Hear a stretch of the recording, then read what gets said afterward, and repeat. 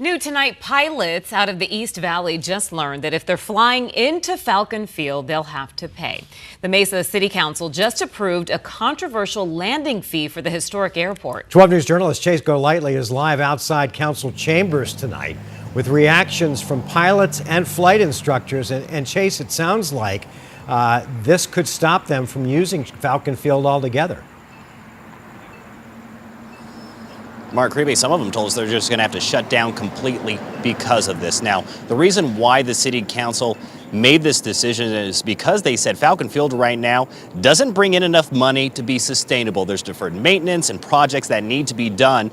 So it was either creating this landing fee as well as increasing fees for other services at the airport, or have the Mesa taxpayer cover all these costs.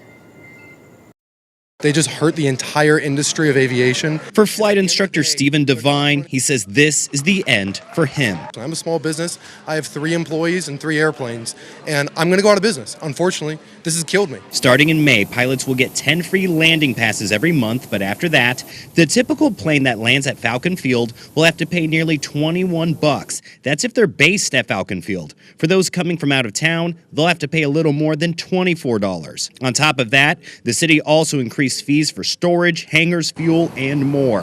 Flight schools that come here on a regular basis say this is devastating. This is not just a small change. This is a threat to our survival. Many, including Devine, speaking during Monday's meeting, say schools will be forced to move elsewhere. Our students are going to leave. If the students leave, the local businesses are also going to lose revenue.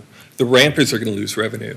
The tower operators are going to lose revenue. Arguing this completely changes how Falcon Field operates. We will become more like Scottsdale with larger jets and private aviation that will be louder and also more busy. However, for those who aren't pilots or live nearby, their argument is if Falcon Field is in the red, those who use it need to pay for it. This is a matter of fairness and financial responsibility. Falcon Field must pay for itself and not burden the general fund, and that is the rest of Mesa citizens being taxed. And this nominal fee is simply part of doing business. After more than 3 hours of discussion, the City Council approved the change unanimously.